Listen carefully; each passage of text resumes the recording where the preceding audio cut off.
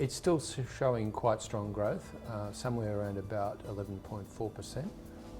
Really, when you look underneath it though, what you're seeing is there's been a bit of a momentum build in the last couple of months after a fairly flat period.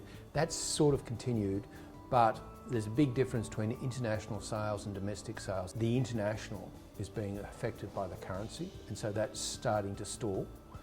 Domestic sales are very strong, and I think really that's a combination of the fact that price is now starting to move a little bit in the combination, but also very importantly, the local stores are starting to fire up their online process. So if you like, the traditional stores are now doing much better, or they're fighting back.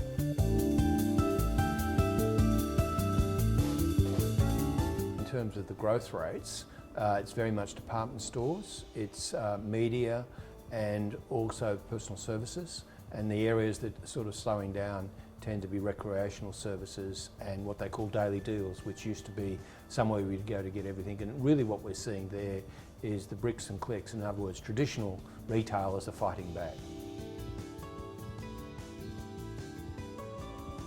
Well, what we find is that 35 to 44-year-olds dominate.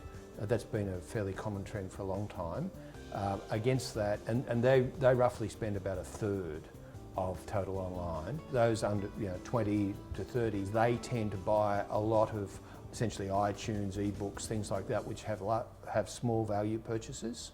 And so they tend to have the largest number of transactions, but in dollars, nowhere near as large as what the 35 to 44-year-olds are doing. The age group that has the least spend is 65 plus, but interestingly, they have a very high proportion on food and particularly wine.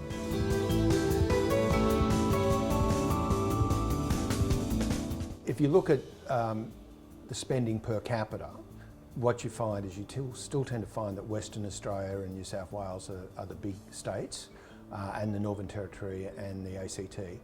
If you look at it, however, in terms of what's happening recently, in terms of trend terms, what you find is New South Wales is the strongest state. Western Australia is actually starting to slow pretty significantly, and there I think it's the mining slowdown in investment is slowing up the Western Australian economy. That's reflecting in retail sales and online sales.